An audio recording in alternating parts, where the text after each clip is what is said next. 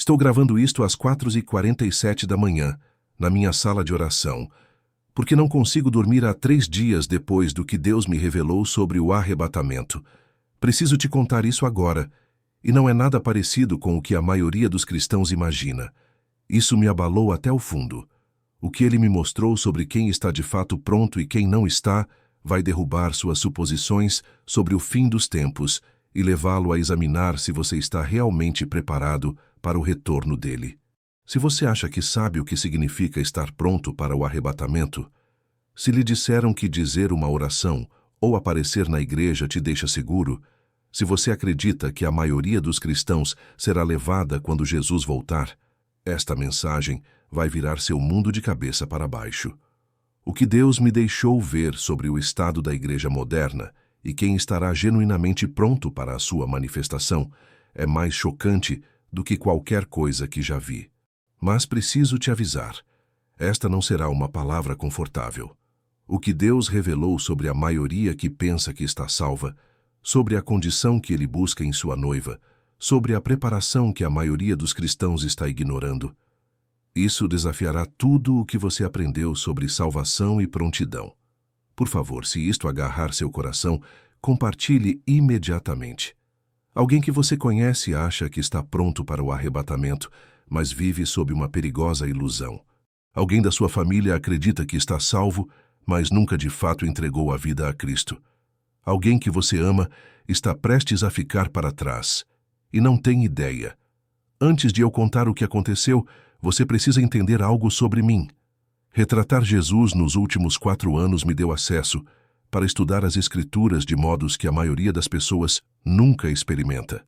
Eu memorizei cada palavra que ele disse sobre sua volta, cada parábola sobre prontidão, cada advertência sobre os tempos do fim. Ainda assim, nada em todo o meu estudo me preparou para a conversa que expôs a realidade aterradora de quão despreparada a maioria dos cristãos realmente está. 2 semanas atrás, tudo começou com uma carta que me congelou no lugar. Veio de um pastor chamado Michael, que pastoreou uma igreja por 15 anos. Jonathan, ele escreveu, preciso confessar algo que tem me devorado por dentro. No mês passado, durante minha oração da manhã, tive o que só posso chamar de visão.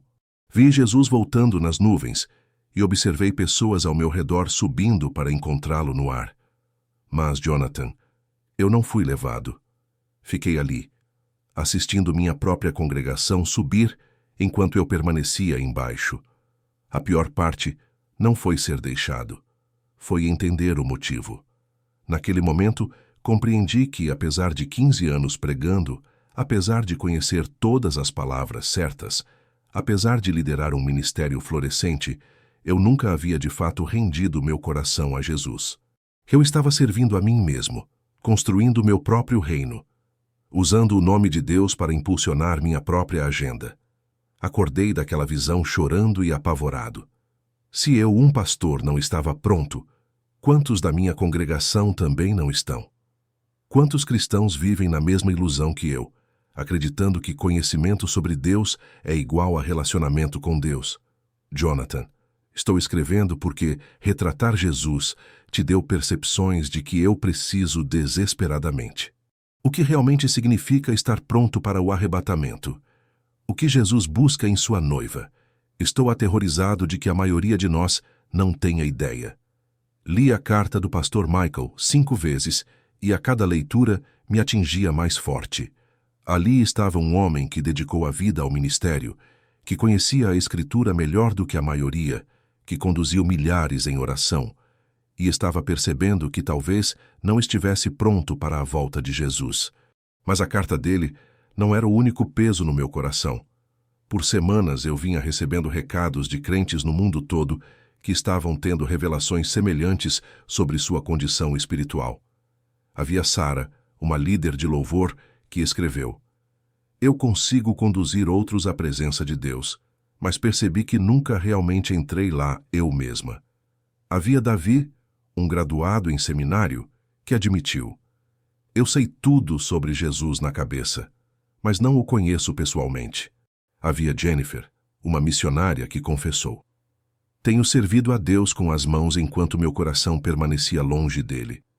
Cada mensagem revelava o mesmo padrão aterrador. Pessoas que pareciam maduras por fora, mas eram ocas por dentro. Pessoas com todas as marcas externas do cristianismo, mas sem a realidade interna da vida com Cristo. Carreguei essas histórias no coração por dias, perguntando a Deus como ajudar as pessoas a compreenderem o que é a verdadeira prontidão, quando uma urgência avassaladora me pressionou a buscar a face dele sobre o arrebatamento e o que ele realmente procura em sua noiva. Era uma quinta-feira à noite. Eu vinha jejuando e orando por 3 dias, implorando a Deus que revelasse a verdade sobre a prontidão para sua volta. Sentei-me na minha sala de oração, cercado por cartas de pessoas questionando sua salvação, e clamei com uma desesperação que nunca tinha sentido. Pai, orei, teu povo está confuso. Eles acham que estão prontos para a manifestação de Jesus, mas muitos estão presos em engano. Mostra-me como é a prontidão real. Mostra o que o Senhor busca de verdade em tua noiva. Mostra como ajudar as pessoas a se prepararem para o momento mais importante da história humana. Foi quando aconteceu. A presença de Deus irrompeu no quarto com tamanha intensidade que caí com o rosto no chão, tremendo.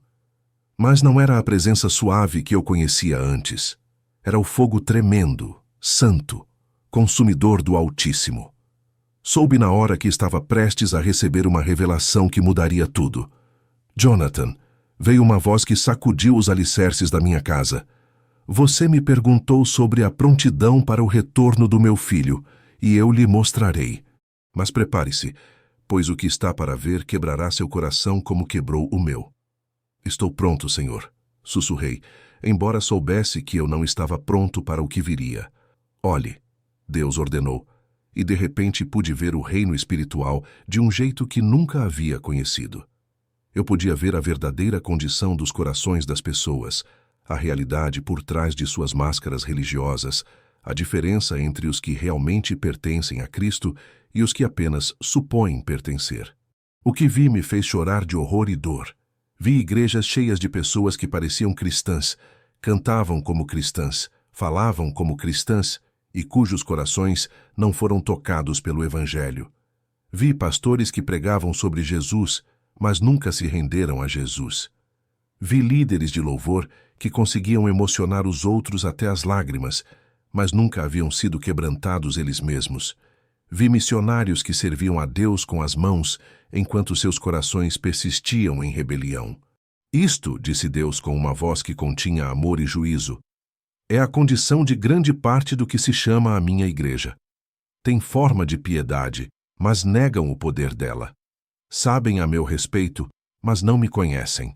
Honram-me com os lábios, enquanto seus corações estão longe de mim. Como isso é possível, Senhor? Perguntei em meio às lágrimas. Porque ensinaram que salvação é uma oração a ser dita, em vez de uma vida a ser vivida. Deus respondeu com santa ira. Disseram a eles que saber sobre meu filho é o mesmo que conhecer meu filho. Foram enganados a pensar que frequentar igreja equivale à rendição do coração. O que estás buscando em tua noiva? Perguntei. Estou buscando corações refeitos pelo meu amor, disse Deus com intensidade apaixonada.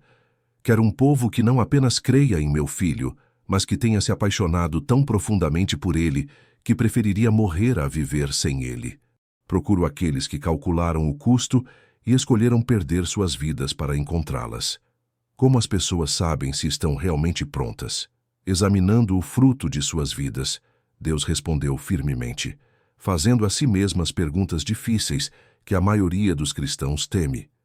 Olhando para seus próprios corações, não para suas atividades religiosas. Então Deus começou a me mostrar as qualidades específicas que ele busca em sua noiva, os requisitos inegociáveis para estar pronto para o arrebatamento, que a maioria dos crentes nunca foi ensinada.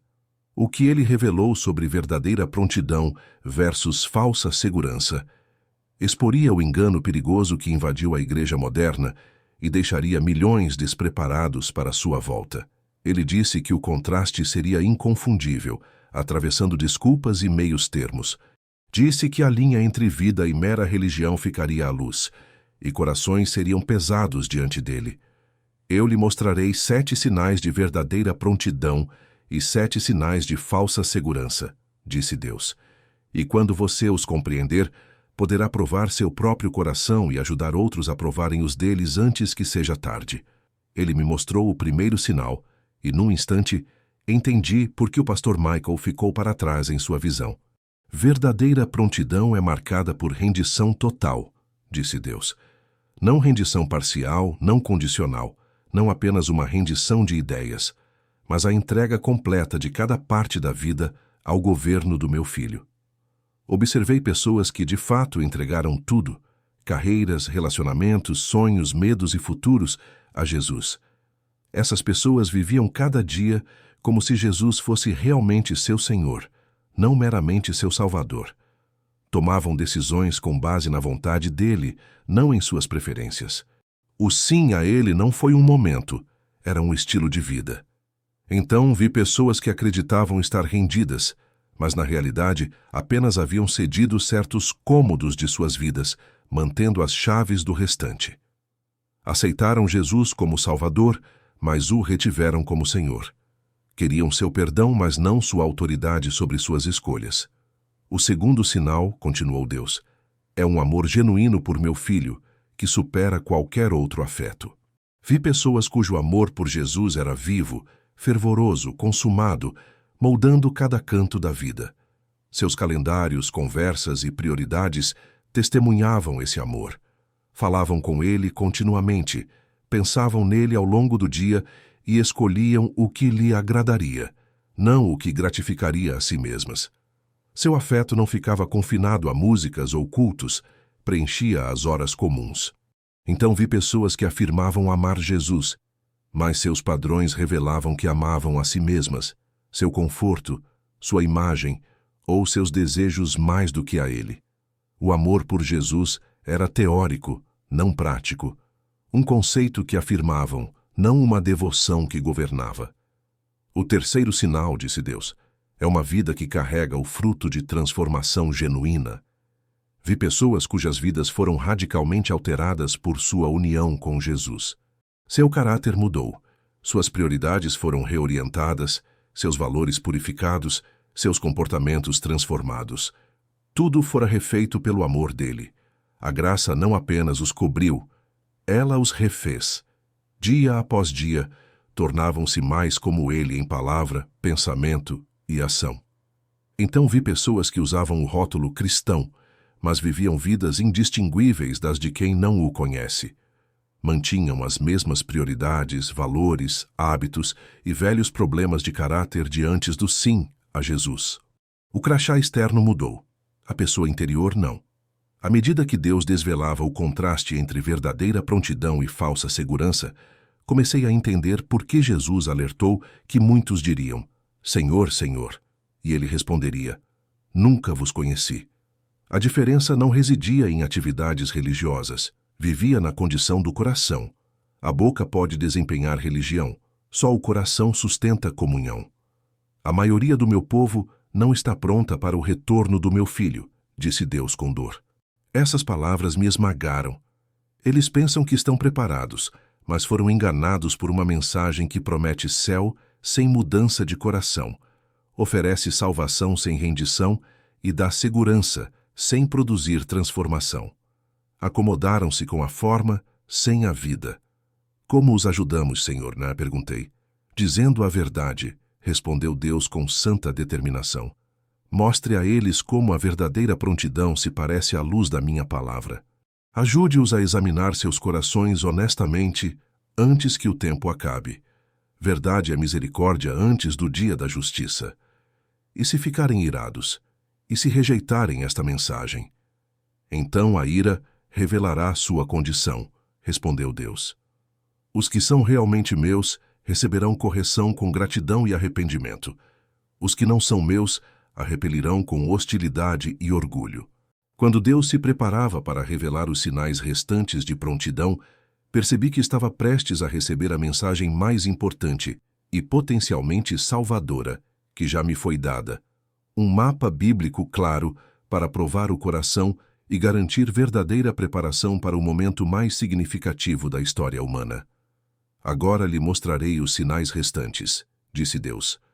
O ambiente espiritual ao meu redor ficou mais nítido. Máscaras se dissolveram. Motivações foram expostas. Eu podia ver os corações como se fossem de vidro. Nada estava oculto. A diferença entre os realmente prontos e os que apenas pensavam estar prontos saltava aos olhos. O quarto sinal de verdadeira prontidão, continuou Deus, é uma fome profunda por santidade e um ódio ao pecado. Vi pessoas genuinamente entristecidas por seu próprio pecado, que travavam guerra contra ele diariamente, que preferiam sofrer a comprometer a integridade. Não eram perfeitas, mas eram apaixonadas por se tornarem como Jesus. Quando caíam, humilhavam-se rapidamente e voltavam a ele. O pecado partia seus corações porque sabiam que parte o coração dele. Não o desculpavam, nem o rebatizavam, confessavam e o abandonavam. Então vi pessoas que se diziam cristãs e, ainda assim, estavam à vontade com o pecado em suas vidas. Haviam feito as pazes com a concessão, justificavam a desobediência e tratavam a graça como permissão para continuar no que sabiam ser errado. Os que são realmente meus não conseguem ficar confortáveis com o pecado, disse Deus firmemente. Eles podem lutar e até tropeçar, mas não podem fazer as pazes com ele. O amor por meu filho os leva a odiar tudo o que se interpõe entre eles e ele. O quinto sinal, disse Deus, é amor genuíno por outros crentes e um coração pelos perdidos. Vi pessoas cujo amor por Jesus transbordava em amor sobrenatural pelos outros, especialmente por seu povo e por quem ainda não o conhece. Serviam quando custava caro, perdoavam sem demora e estavam dispostas a dar a vida por irmãos e irmãs.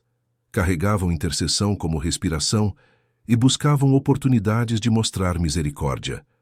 Então vi pessoas que afirmavam seguir Jesus, mas estavam cheias de amargura, falta de perdão, julgamento duro e indiferença fria.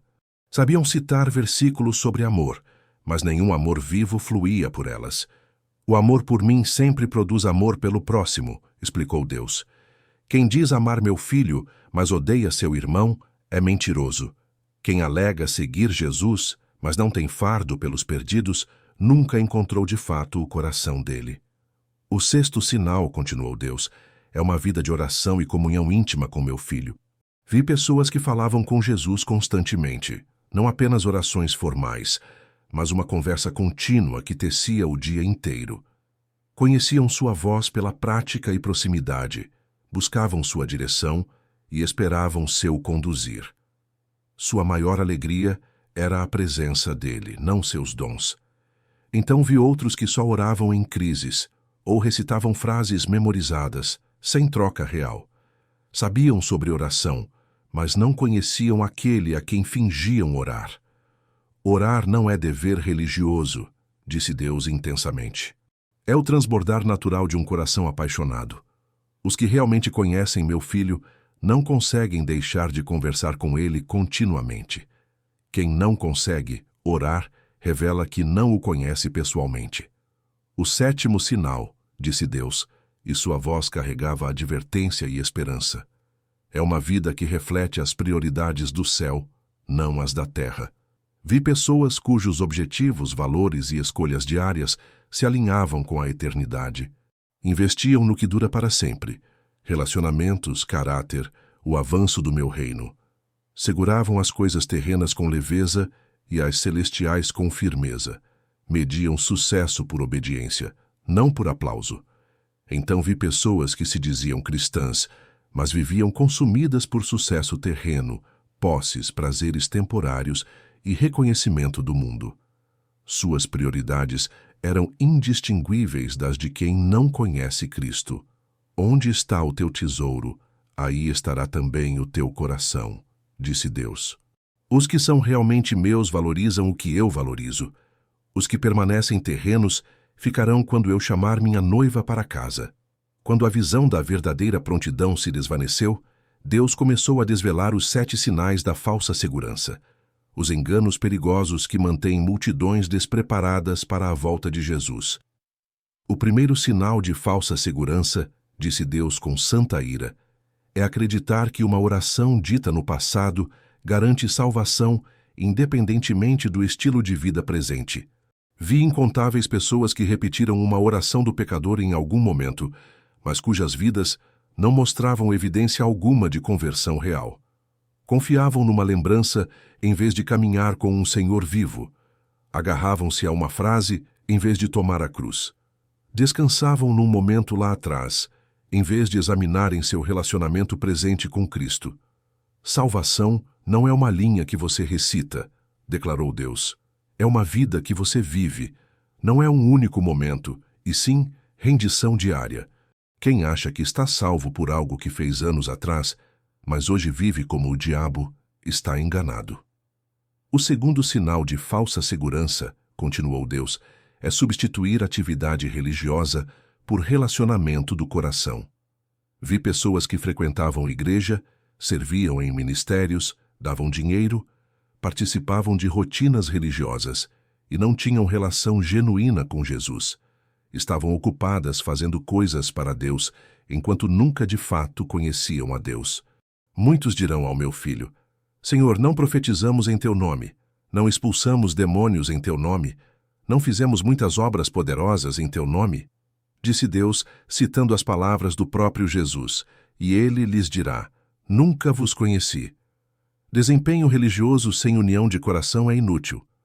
O terceiro sinal de falsa segurança, disse Deus, é acreditar que informação sobre Jesus equivale a conhecer Jesus pessoalmente. Observei pessoas que sabiam citar Escritura, explicar doutrina, ensinar estudos bíblicos, e nunca haviam encontrado o Cristo vivo. Sabiam fatos sobre Jesus, mas não conheciam o próprio Jesus. Até os demônios creem e estremecem, lembrou Deus. Mestria intelectual sem união pessoal não salvará ninguém. Muitos eruditos da Bíblia ficarão, enquanto crentes simples, que verdadeiramente conhecem meu filho, serão levados para casa. O quarto sinal de falsa segurança, continuou Deus, é viver em pecado deliberado e impenitente, enquanto se declara salvo. Vi pessoas que se chamavam cristãs e, no entanto, andavam em adultério, engano, ganância, ódio e outros pecados sem convicção ou desejo de mudança. Convenceram-se de que a graça cobria sua rebelião premeditada.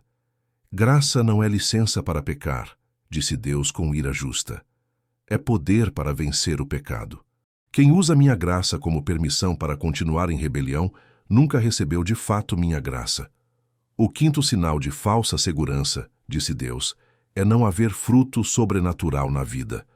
Observei pessoas que alegavam nascer de novo e não exibiam evidência clara da obra do Espírito Santo. Não havia amor, alegria, paz, paciência, nem qualquer outro fruto que flui de conversão genuína. Pelos frutos os conhecereis, declarou Deus. Os que são realmente meus dão fruto sobrenatural porque meu Espírito habita neles. Os que afirmam ser meus e não dão fruto enganam a si mesmos. O sexto sinal de falsa segurança, continuou Deus, é estar confortável num estado espiritual morno. Vi pessoas que não eram nem quentes nem frias na fé. Eram mornas, satisfeitas com mediocridade, contentes com compromisso mínimo com Cristo. Não se rebelavam abertamente, mas também não o buscavam com paixão. Vou vomitar os mornos da minha boca, disse Deus, citando as palavras de Jesus à igreja de Laodiceia.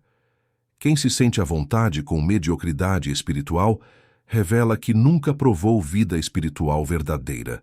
O sétimo sinal de falsa segurança, disse Deus com profunda tristeza, é ofender-se com o chamado a examinar o próprio coração. Vi pessoas que ficavam iradas, defensivas ou desdenhosas quando instadas a testar se estavam realmente salvas. Em vez de agradecerem pela chance de assegurar a prontidão, reagiam com hostilidade a quem questionava sua condição. Os que são realmente meus acolhem o exame porque querem a certeza de que estão prontos, explicou Deus.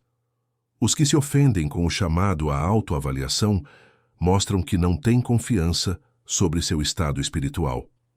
À medida que a visão da falsa segurança se dissipava, a presença de Deus ficou ainda mais intensa, e eu soube que ele estava prestes a me dar a parte mais importante da mensagem. Jonathan, disse, com urgência que fez meu coração disparar, vou lhe dar instruções específicas para que as pessoas examinem seus corações e garantam estar realmente prontas para o retorno do meu filho. Não são sugestões, são exigências para pertencer à noiva que será levada quando ele vier. Estou ouvindo, Senhor. Primeiro, disse Deus, devem fazer a si mesmos esta pergunta. Se Jesus voltasse hoje, eu estaria animado ou apavorado? Os realmente prontos anseiam por sua manifestação. Os que temem sua vinda sabem, no fundo, que não estão preparados. Segundo, continuou Deus, devem examinar suas escolhas diárias. Estou vivendo como se Jesus fosse meu Senhor de fato, ou apenas o usando como meu Salvador? Os prontos renderam cada área ao seu senhorio. Terceiro, devem olhar para seu amor. Eu amo Jesus mais do que qualquer coisa ou pessoa na minha vida. Os prontos possuem amor por Cristo, que supera todos os outros amores. Quarto, devem examinar seu fruto. Minha vida produz evidência sobrenatural de que o Espírito de Deus habita em mim. Os prontos dão fruto que só pode fluir de conversão genuína. Quinto, devem conferir sua santidade. Tenho uma fome crescente por santidade e um ódio crescente ao pecado. Os prontos estão sendo santificados dia a dia. Sexto, devem examinar suas orações. Eu desfruto de comunhão contínua e genuína com Jesus, ou apenas digo orações religiosas? Os prontos conhecem sua voz e falam com ele continuamente. Sétimo, devem considerar suas prioridades. Meus valores, metas e escolhas diárias refletem as prioridades do céu ou da terra. Os prontos vivem para a eternidade, não apenas para o tempo. Mas, Senhor, perguntei, e os que perceberem que não estão prontos, o que devem fazer? Devem fazer o que deveriam ter feito desde o começo, disse Deus com firmeza e compaixão. Devem de fato se arrepender, não apenas sentir pena de seus pecados, mas afastar-se deles completamente. Devem render cada área da vida ao senhorio do meu filho. Devem parar de fazer igreja e começar a viver como discípulos de verdade. É tarde demais para eles? Nunca é tarde enquanto ainda tem fôlego, disse Deus com esperança na voz. Mas devem agir depressa. A volta do meu filho está mais próxima do que a maioria pensa, e a janela para arrependimento verdadeiro está se fechando. E quanto aos que acham que estão prontos, mas não estão? Estes estão na posição mais perigosa de todas, disse Deus solenemente, porque não buscarão o que acreditam já possuir. É por isso que estou dando a você esta mensagem, para despertar os que dormem em falsa segurança. Como as pessoas reagirão? Os que são realmente meus a receberão com gratidão e a usarão para provar seus corações, disse Deus. Os que não são meus se ofenderão e a rejeitarão. Mas, Jonathan, você deve entregá-la independentemente da resposta. Almas estão por um fio. E se líderes de igreja se opuserem? Muitos o farão, disse Deus entristecido, porque esta palavra expõe o evangelho raso que tem pregado. Um evangelho que promete céu sem exigir mudança de coração. Mas você deve falar a verdade em amor, independentemente da oposição.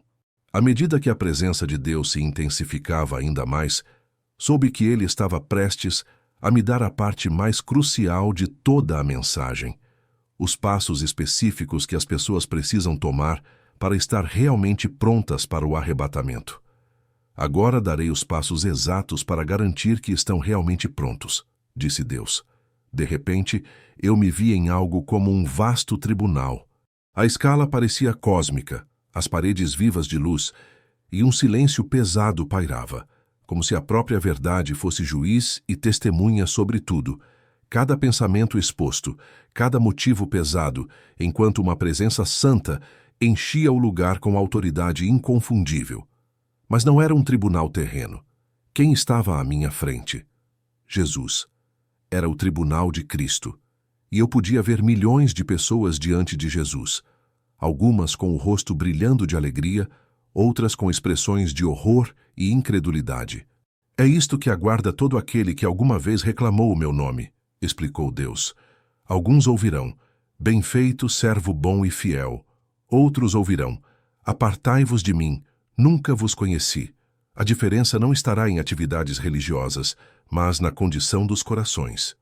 Observei pessoas conhecidas, pastores, líderes de louvor, missionários, membros de igreja, diante de Jesus. Alguns eram acolhidos com celebração. Outros eram afastados, apesar de protestarem sobre tudo o que tinham feito em seu nome. Mostre-lhes esta visão, ordenou Deus. Mostre que o juízo vem, e será baseado na realidade, não em performance religiosa. O que devem fazer para estar prontos, Senhor? Primeiro, disse Deus com autoridade absoluta, devem parar de confiar em experiências religiosas passadas e examinar sua condição espiritual presente. Salvação não é uma oração que você orou, é uma vida que você vive. A cena mudou, e vi pessoas examinando seus corações honestamente pela primeira vez. Algumas ficaram horrorizadas ao descobrir que, apesar de anos de frequência à igreja, nunca tinham de fato rendido a vida a Cristo. Outras ficaram aliviadas ao perceber que seu relacionamento com Jesus era genuíno e crescente. Diga-lhes para se perguntarem: se eu morresse hoje, eu ficaria diante de Jesus confiante no meu relacionamento com Ele ou ficaria torcendo para que minhas atividades religiosas bastassem? Disse Deus. Os que confiam em qualquer coisa além do relacionamento de coração genuíno com meu filho não estão prontos. Segundo, continuou Deus, devem entender que a verdadeira salvação exige rendição completa, não compromisso parcial. Vi claramente a diferença. Pessoas que deram a Jesus certas áreas enquanto mantinham controle de outras, versus pessoas que entregaram tudo ao seu senhorio. O primeiro grupo pensava estar salvo, mas ainda vivia em rebelião. O segundo experimentou conversão genuína. Diga-lhes que Jesus precisa ser Senhor de tudo, ou não é Senhor de nada, disse Deus firmemente. Não podem fazê-lo Salvador da alma e recusar fazê-lo Senhor da vida. A verdadeira salvação envolve entregar tudo à autoridade dele. Terceiro, disse Deus, devem examinar se suas vidas produzem fruto sobrenatural que só pode vir de conversão genuína. A cena mudou e eu podia ver o fruto das vidas como árvores num pomar. Algumas carregavam fruto abundante: amor, alegria, paz, paciência, benignidade, bondade, fidelidade, mansidão, domínio próprio. Outras tinham folhas, mas nenhum fruto. Pareciam espirituais por fora, mas nada produziam de sobrenatural.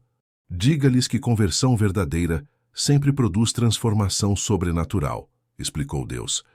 Se a vida deles não é significativamente diferente do que era antes de aceitar meu filho, precisam questionar se nasceram de novo de fato. Quarto, continuou Deus, devem cultivar comunhão íntima, genuína com meu filho por meio da oração e da palavra. Vi pessoas que conversavam com Jesus o tempo todo, conheciam sua voz, encontravam sua maior alegria na presença dele. Depois vi outras que só oravam em emergências ou liam a Bíblia por obrigação, não por desejo. Diga-lhes que quem realmente conhece meu filho não consegue deixar de falar com ele continuamente, disse Deus. Orar não é dever religioso, é o transbordar natural de um coração apaixonado. Se eles não conseguem orar ou ler minha palavra, que examinem se realmente o conhecem pessoalmente. Quinto, disse Deus, devem desenvolver ódio genuíno ao pecado e fome de santidade. A cena mudou de novo, e pude ver as atitudes das pessoas em relação ao pecado. Alguns ficavam sinceramente angustiados com suas falhas e lutavam diariamente contra o pecado, porque entendiam que isso fere o coração de Jesus. Outros estavam confortáveis com concessões e fizeram as pazes com comportamentos que sabiam ser errados.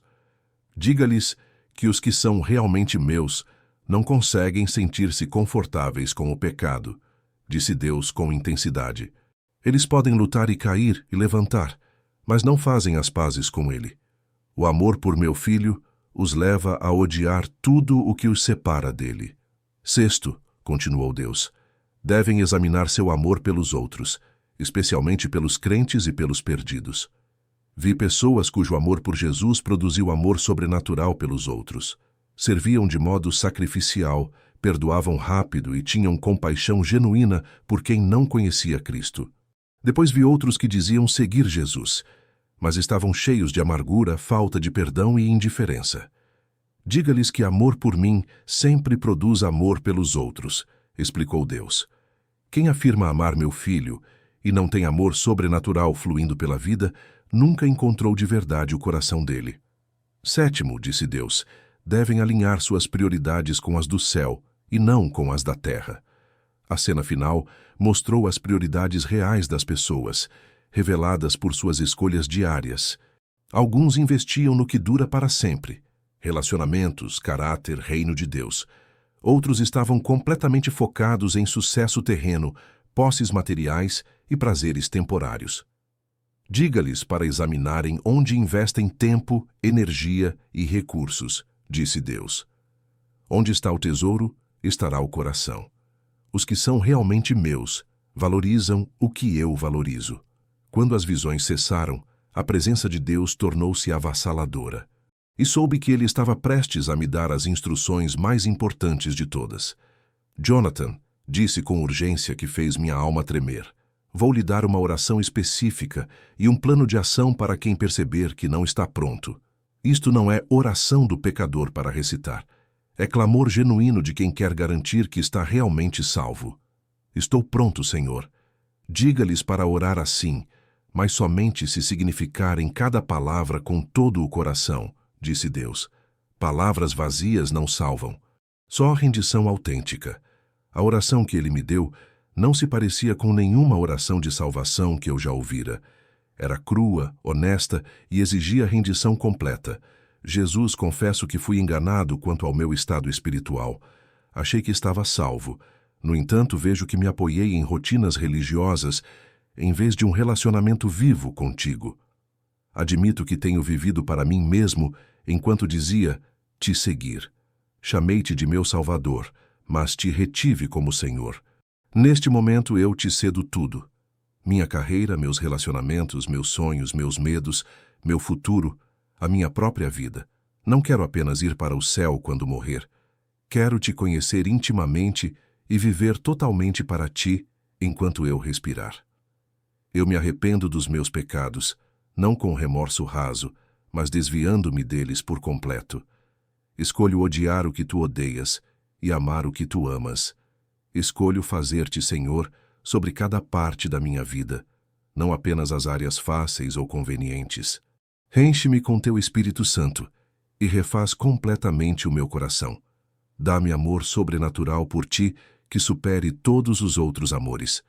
Dá-me amor sobrenatural pelos outros, especialmente pelo teu povo e por quem não te conhece.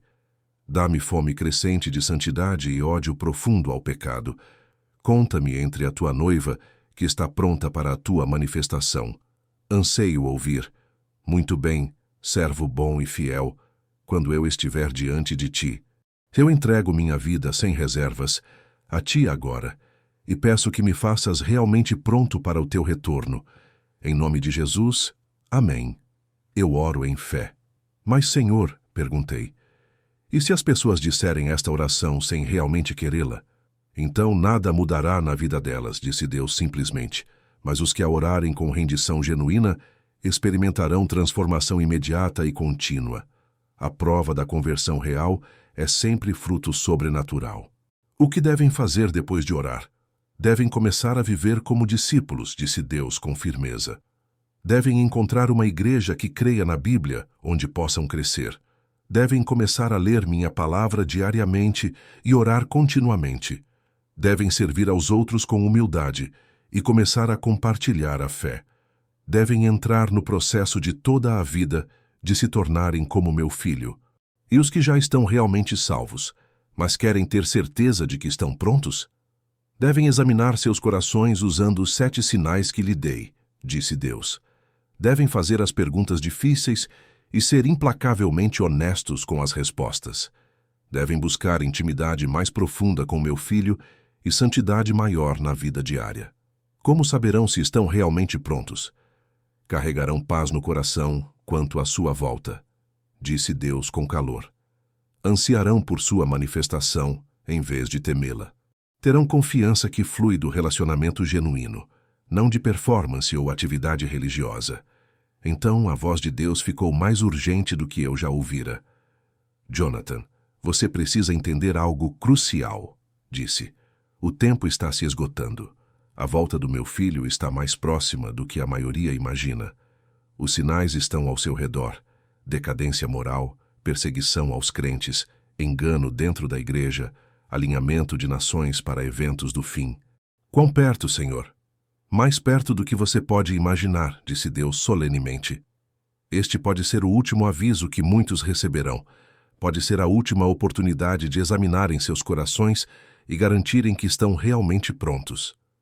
E se rejeitarem a mensagem, então arcarão com as consequências de sua escolha, disse Deus triste. Mas você deve entregá-la fielmente, independentemente da resposta. Alguns se ofenderão, alguns serão gratos, mas todos ficarão sem desculpa. E se líderes de igreja se opuserem? Muitos resistirão porque isso expõe o evangelho raso que tem pregado, disse Deus com ira justa. Disseram que a salvação é fácil quando eu disse que o caminho é estreito. Prometeram céu sem exigir mudança de coração. Distribuíram falsa segurança a quem não está realmente salvo. Devo temer a oposição deles? Tema a mim, não ao homem, disse Deus com autoridade. Prefiro que você ofenda todo ser humano na terra do que fale em alertá-los sobre o destino eterno. Almas estão por um fio. Você deve falar a verdade em amor. Quando nossa conversa se aproximou do fim, Deus deu instruções finais que eu sabia que moldariam a resposta a esta mensagem. Diga a eles que eu os amo demais para deixá-los permanecerem enganados, disse com compaixão infinita. Esta palavra não pretende condená-los, mas salvá-los. Não é para desencorajá-los, mas despertá-los antes que seja tarde. E se sentirem sem esperança depois de ouvir isto? Diga que nunca é tarde enquanto ainda houver fôlego, disse Deus com esperança. Diga que eu não quero que nenhum pereça, mas que todos cheguem ao arrependimento. Diga que meus braços estão abertos para receber todo aquele que vem a mim com entrega sincera e total. E se após o exame se sentirem confiantes em sua salvação, diga-lhes para continuar crescendo na graça e no conhecimento do meu Filho, disse Deus com alegria. Diga-lhes para ajudar outros a examinarem seus corações. Diga-lhes para viver cada dia como se pudesse ser o dia da volta dele. Quando a presença de Deus começou a se dissipar, ele deixou palavras que nunca esquecerei. O arrebatamento não é sobre escapar da terra, é sobre estar pronto para encontrar meu filho. Não é sobre evitar tribulação, é sobre fazer parte da noiva que ele vem reclamar. Diga ao meu povo para parar de focar em quando ele vem e começar a focar em estar prontos quando ele vier. Isso foi há 2 semanas. Desde então, tenho sido inundado com respostas de pessoas que assistiram a esta mensagem. O pastor Michael o escreveu dizendo que conduziu toda a congregação por um exame de coração, e mais da metade percebeu que nunca de fato rendeu a vida a Cristo. Sarah, a líder de louvor, descobriu que vinha se apresentando para pessoas em vez de adorar Jesus, e experimentou conversão genuína pela primeira vez. David, o graduado em seminário, reconheceu que todo o seu conhecimento significava nada sem relacionamento, e começou a buscar comunhão íntima com Cristo. A resposta mais notável veio de uma mulher chamada Lisa, que se dizia cristã há 20 anos e percebeu que nunca realmente fez de Jesus o Senhor da vida. Ela orou a oração de rendição com arrependimento sincero, e sua vida foi transformada. Ela me disse: pela primeira vez na vida, estou empolgada com a volta de Jesus, em vez de com medo dela. Se você assistiu a esta mensagem e sente que talvez não esteja realmente pronto para o arrebatamento, por favor, não ignore a convicção que sente. Este pode ser o último aviso de Deus para você. Esta pode ser sua última chance de garantir que você faz parte da noiva que ele vem reclamar. Se você está genuinamente salvo, mas vivendo em mediocridade espiritual, Não se contente com cristianismo morno.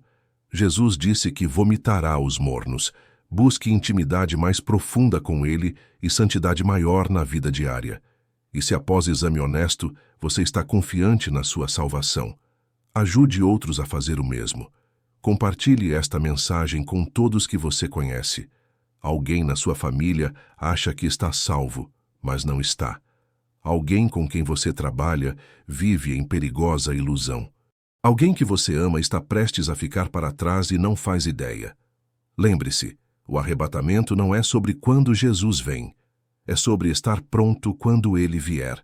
Não é sobre escapar do mundo. É sobre pertencer à noiva que Ele virá buscar. Não deixe atividades religiosas substituírem relacionamento de coração. Não deixe experiências passadas substituírem rendição presente. Não permita que falsa segurança o impeça de verdadeira prontidão. O tempo está acabando. Jesus vem em breve. A questão não é se você estará aqui quando Ele voltar. A questão é se você estará pronto. Examine seu coração honestamente. Renda sua vida completamente. Garanta que você é realmente parte da noiva dele.